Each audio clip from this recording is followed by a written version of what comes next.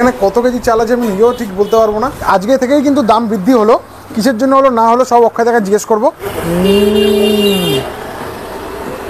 কিন্তু ব্যাপারটা হচ্ছে অন্য জায়গায়, ব্যাপারটা হচ্ছে পয়সা করি, ফাইন্যান্সিয়াল অভাব। দেখতে পাচ্ছ এই হচ্ছে মটনের কোয়ালিটি।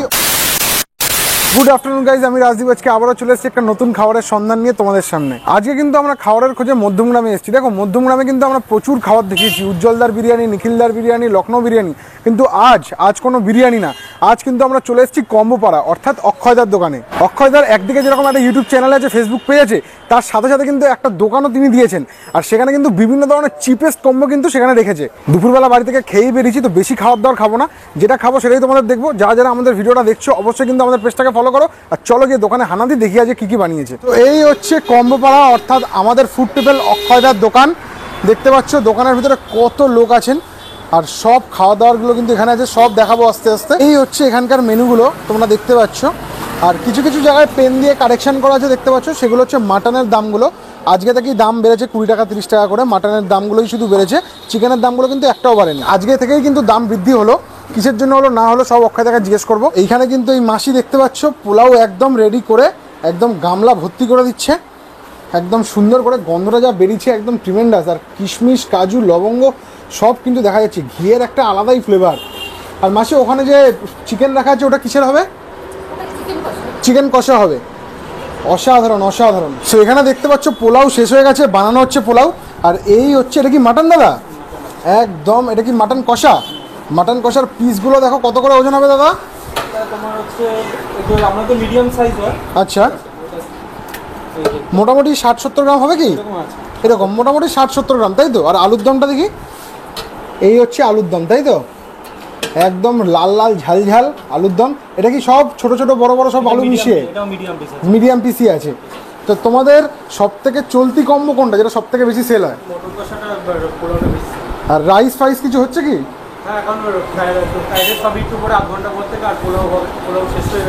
আর ডিম কষা তো দেখতে পাচ্ছি পুরো ফাঁকা, আজকে কি ডিম কষা আর পাবো না আমরা? হবে না। ডিম কষা খেতে গেলে কটার মধ্যে আসতে হবে দর্শকদের বলে দাও।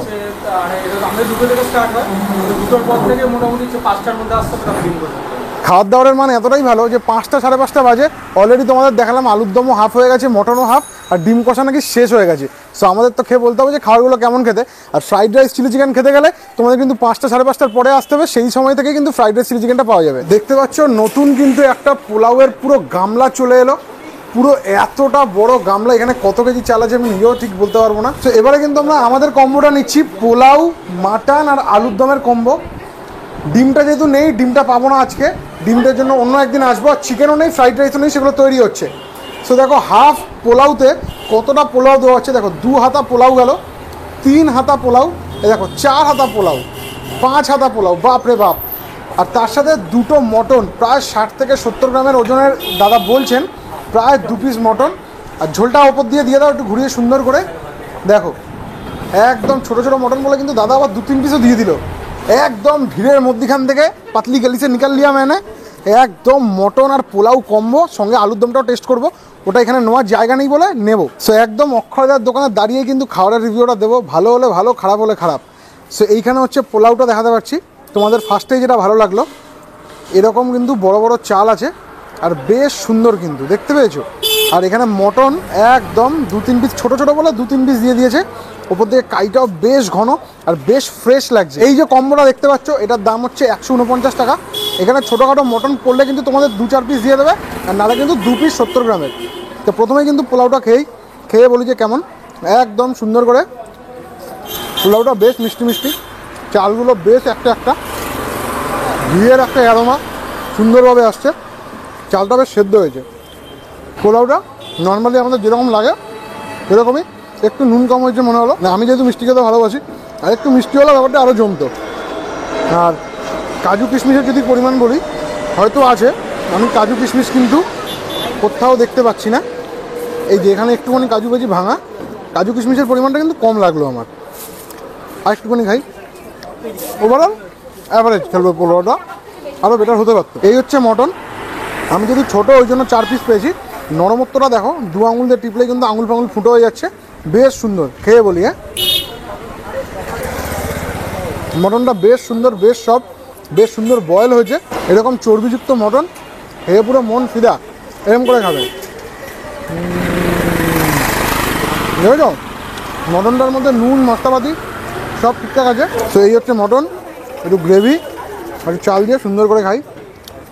এইটা কিন্তু বেশ ভালো লাগছে, যেহেতু মিষ্টিটা একটু কম আর একটু নুনটা কম মনে হলো। মাটনটাতে যেহেতু সব কিছু ব্যালেন্স আছে, দুটো মিলিয়ে কিন্তু অসাধারণ লাগলো।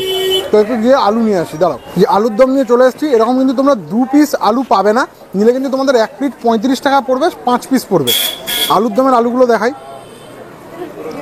হ্যাঁ বেশ সফট হয়েছে আলুগুলো, খেয়ে বলি একদম সাদামাটা আলুর দম যেরকম বাড়িতে হয় ঠিক সেরকম। আর একটুখানি পোলাও দিয়ে আলুর দমটা যাচ্ছে, খারাপ বলবো না। আর এরকম রেওয়াজি মটন দেখতে পেয়েছ, এরকম করে কিরম করে খাবে, এরকম নেবে।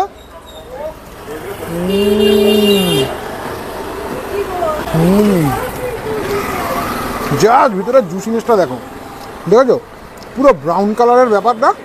ও ফাটাফাটি। একটু পোলাও দিয়ে, মাটন দিয়ে, একটু আলুর দম দিয়ে, সব মিলিয়ে ভালোই লাগলো। তো চলো এটা কমপ্লিট করে নিই, তারপরে অক্ষয়দার সঙ্গে কথা বলে নেবো। সো অক্ষয়দা বলো কেমন আছো? ভালো আছি আপাতত, একটু চাপে আছি, রোববার দিন না ভালো আছি। রোববার বলে কথা। তো তোমার একটা কথা বলো যে এই কম্বোপাড়ার তোমার ভিডিও তো আমরা দেখেছি যে কীভাবে শুরু হলো, আমার দর্শকদের একটু বলে দাও যে কম্বোপাড়ার শুরুটা কী নিয়ে? দেখো শুরুটা আজকে না, শুরুটা হচ্ছে আমার 15 বছর বয়স যখন, ঠিক আছে, আমার মা তখন মারা যায় এবং সেই মুমেন্টে আমি তখন একটা মলে হাউসকিপিংয়ে কাজ করতাম এবং হাউসকিপিংয়ে কাজ করতে করতে আমার কোথাও তখন আমি না ওই কাজ বাজ খাওয়ার পর একটু যখন ব্রেক নিতাম, বসতাম, তখন আমার মনে হতো কি না এবার কিছু একটা করা যেতে পারে, মানে একটা টাইম হাতে যখন পয়সা করি হবে তখন আমি কিছু একটা করবো, করলে নিজে কিছু করবো। তারপর তো ওখান থেকে সেলসম্যানের কাজ থেকে শুরু করে বিভিন্ন জায়গায় কাজ করেছি, ইভেন আমি হোটেলেও কাজ করেছি, আমি এরকম কাউন্টারেও কাজ করে এসেছি, একটা এক্সপিরিয়েন্স ছিল। কিন্তু ব্যাপারটা হচ্ছে অন্য জায়গায়, ব্যাপারটা হচ্ছে পয়সা করি, ফাইন্যান্সিয়াল অভাব, ঠিক আছে, এবং সেটা বাড়িতে প্রচুর পরিমাণে হয়। এবং তারপরই ইউটিউবে আসা, ফেসবুকে আসা, সেখান থেকে একটা মানুষ চেনা জানা, একটা আলাদা পরিচয়, এবং একটা টাইম মনে হলো যে না ফেসবুক ইউটিউবের টাকা জমিয়ে এবার হয়তো কিছু একটা করা যেতে পারে। তো সেখান থেকেই মোটামুটি শুরু, 6 তারিখ ওপেনিং করেছি, আপাতত চলছে, দেখা যাক ভবিষ্যৎ, দেখা যাক তোমাদের আশীর্বাদ ভালোবাসায়, তোমাদের সাপোর্টে। খাবারের কোয়ালিটি অবশ্যই কেউ যদি ভেবে আসে যে এখানে আমরা একদম 5 স্টার রেস্টুরেন্ট, 4 স্টার 3 স্টার রেস্টুরেন্টের মতো খাবার পাবো, এগুলো একদমই না। আমাদের কম্বো পাড়াটাই হচ্ছে, পাড়া মানেই হচ্ছে একটা লোকালিটিকে বোঝায়, ঠিক আছে, পাড়া মানেই হচ্ছে এটা একটা বিদেশপল্লী, এটা একটা পাড়া। তো কম্বো পাড়া মানে এখানে বিভিন্ন ধরনের কম্বো রয়েছে এবং এই পাড়াতে বিভিন্ন ধরনের কম্বো পাওয়া যায়, তো এর জন্য এইটার নাম কম্বো পাড়া। এবং পাড়াটা রিলেট করে হচ্ছে লোকালিটি, মানে লোকাল কোনো চিপেস্ট কোনো কিছুকে মানে মিন করে আর কি বলা যায়। না আমি জানি না কতটা তোমাদের বোঝাতে পারছি, বাট আমি এইভাবেই কনসেপ্টটাকে সাজিয়েছিলাম আর কি, যে আমি নামটা এইভাবেই রাখতে চাই। তো ওই জন্য নামের সাথে যাতে দামেরও প্রাইসের সাথে ম্যাচ থাকে, তার জন্যই কম্বো পাড়া নামটা দেওয়া। আর টোটালটাই তোমাদের উপর। এবার একটা জিনিস বলা, একদম ঘরোয়া রান্না, ওখানে আমার শ্বশুর শাশুড়ি রান্না করছে। মোটামুটি জানো এই গরমের মধ্যে একটা মানুষের কী পরিস্থিতি হতে পারে, তাও আমি চেষ্টা করছি বেস্ট কোয়ালিটি খাবার দেওয়ার এই দামের মধ্যে। এবং তোমরা যদি দেখো চাল আমি কি ইউজ করি, তোমরাও যদি দেখতে পারো যে আমি কি মশলা ইউজ করি, তোমরা দেখতে পারো যে আমরা কতটা হাইজিন মেনটেন করি, ঠিক আছে। আশা করি মানে এত হিউজ কোয়ান্টিটি বানিয়েও আমরা এই হাইজিনটা যে মেনটেন করতে পারছি, এটাই আমাদের কাছে বড় একটা জিনিস। হ্যাঁ, হেড ক্যাপ আর গ্লাভস পরলে হাইজিন মেনটেন হয় না, হাইজিন মেনটেন তখন হয় যখন তোমার আশপাশটা নোংরা থেকে সারাউন্ডিংটা, পরিবেশটা এত পরিষ্কার থাকে। তো আমার পরিবেশটাকে আগে পরিষ্কার করতে হবে হেড ক্যাপ আর গ্লাভসের থেকে। তো যাই হোক, মোটামুটি আপাতত স্টিল আমরা চালাচ্ছি। কম্বো পাড়া প্রায় 20-22 দিনের বয়স হয়ে গেল কম্বো পাড়ার, আস্তে আস্তে এগাচ্ছি, করে যাচ্ছি, দেখা যাক আরও আইটেম আসবে। উপরটা দেখতে পাচ্ছ প্রায় 600 স্কোয়ার ফুটের পর্যন্ত জায়গা আছে, ওটা মাল্টি কুজিন রেস্টুরেন্ট হচ্ছে, পুজোর আগে ওপেনিং হবে আশা করি। হ্যাঁ, ওটা আমার পুরোটাই উপরে রেস্টুরেন্ট, নিচে টেকওয়ে কাউন্টার, আপাতত চলছে কাজ বাস, ঠিক আছে। এই যে চিকেন নিয়ে যাচ্ছে, এবং অনেকেই বলবে চিকেন দাদা কোথা দিয়ে আসে, চিকেনের দোকান দেখিয়ে দিচ্ছি, আসো। এই যে A1 চিকেন সেন্টার, আমাদের প্রীতমদারি চিকেন সেন্টার, ঠিক আছে, এই চিকেন সেন্টার দিয়ে আমার পুরো চিকেনটা যায়। তো মোটামুটি এই রইলো ব্যাপার, আর কিছুই না। ঘরোয়া খাবার, ঘরের লোক বানাচ্ছে, চিকেনের দোকান পাশে, মাটনের দোকান 2 পা হেঁটে গেলেই, মশলার দোকান আরও 2 পা হেঁটে গেলেই। তো এখানে কোনো লুকোচুরি জোচ্চুরি কোনো ব্যাপার নেই, সবই নিজেদের মধ্যে কাছাকাছি বিশ্বস্ত একটা জিনিস। আর তার সাথে সাথে এই দামের মধ্যে এই কোয়ালিটি এরকম দেবো আশা করি মধ্যমা বুকে খুব কমই আছে, এইটুকু আমি বলতে পারি গ্যারান্টির সাথে। ব্যাস, তো তুমি রেস্টুরেন্ট খোলো পরে আবার পুজোর সময় আসবে। হ্যাঁ, কিন্তু ওইটা বড় ধামাকা, রেস্টুরেন্ট মানে নর্মাল খুলে দিলাম ওইরকম না, ওটা তো অন্য কিছু ব্যাপার আছে, এটা মধ্যমে কোথাও হয়নি। তখন খেলা হবে তাই তো? হ্যাঁ একদম, মধ্যমে কোথাও হয়নি, ওটা ফার্স্ট টাইম বলা যায়। ফাইনালি কিন্তু খাওয়ার দাওয়ার খেয়ে বাড়ি চলে এসেছি। এতটাই গরম লাগছিল, তার জন্য শরীরটা খুব খারাপ করছিল, ওই জন্য আউটরোটার ওখানে দিতে পারিনি। বাড়িতে এসে স্নান টান করে আউটরোটা দিচ্ছি। যদি বলো ফুড পিপল অর্থাৎ অক্ষয়দার দোকানের খাবারের মান কত, আমি বলবো খাবারের মান যথেষ্ট ভালো, কিন্তু আরো আরো আরো ইমপ্রুভ করতে হবে। যদি রেটিং দিতে বলো তো 10-এর 6.5 7, এর বেশি দেওয়া যাবে না। সেখানে আমি 3-4টে যা খাবারই খেয়েছি প্রত্যেকটারই কিন্তু মান অ্যাভাব অ্যাভারেজ, মানে ভালো, কিন্তু আরো ভালো হতে হবে। মাটনটা বেশ সফট, কচি খাসি দিয়েছিল, খেতে কিন্তু বেশ ভালো লাগছিল। বাট যেহেতু ঠান্ডা হয়ে গেছিল ওই জন্য ব্যাপারটা কিন্তু জমলো না। কিন্তু খাসির মাংস, কচি খাসি হোক বা রেওয়াজি খাসি হোক, খাবারটা যদি গরম থাকে আমার মনে হয় মাটনটা কিন্তু বেশ ভালো লাগবে। পোলাওটা কিন্তু আরো আরো উন্নত করতে হবে। কাজু কিশমিশের মান ওপর থেকে দেখলে বেশি লাগছে, ভিতরে কিন্তু কোথাও গিয়ে কম মনে হচ্ছে। ঘিয়ের অ্যারোমাটা মারাত্মক লাগছিল, বাট যখন খাচ্ছি তখন মনে হচ্ছে যেন ঘিয়ের অ্যারোমাটা নেই বললেই চলে। তো এই বেসিক জিনিসগুলো ইমপ্রুভ করতে হবে। ফ্রাইড রাইস চিকেন খাওয়ার সৌভাগ্য হয়নি, হাঁসের ডিম খাওয়ার সৌভাগ্য হয়নি, কারণ ফ্রাইড রাইস চিলি চিকেনটা রাত্রিবেলা হয় আর হাঁসের ডিমটা শেষ হয়ে গেছিল। আলুর দমটা খেয়েছি একদম সাদা মাটা খেতে, বাড়িতে যেরকম বানায় ঘরোয়া রান্না, ভালো খেতে। পোলাওটা মাটনটা বেশ ভালো বললাম আবারও, কিন্তু ইমপ্রুভ করতে হবে কোথায় কোথায় সেটাও বলে দিলাম। অক্ষয়দা নিজেও একজন ফুড ব্লগার, সে নিজেও জানে খাবারের মান কিরকম ভাবে কি উন্নত করলে আরো ব্যাপারটা ভালো হবে। তো আশা করছি যারা যারা এই ভিডিওটা এখনো পর্যন্ত দেখেছো অবশ্যই কিন্তু পেজটাকে ফলো করে নিও, আর যারা যারা ইউটিউব থেকে দেখছো অবশ্যই কিন্তু পেজটাকে সাবস্ক্রাইব করে নিও। দেখা হচ্ছে অন্য কোথাও অন্য কোনো ভালো খাবারের সন্ধানে, ততক্ষণ পর্যন্ত টাটা।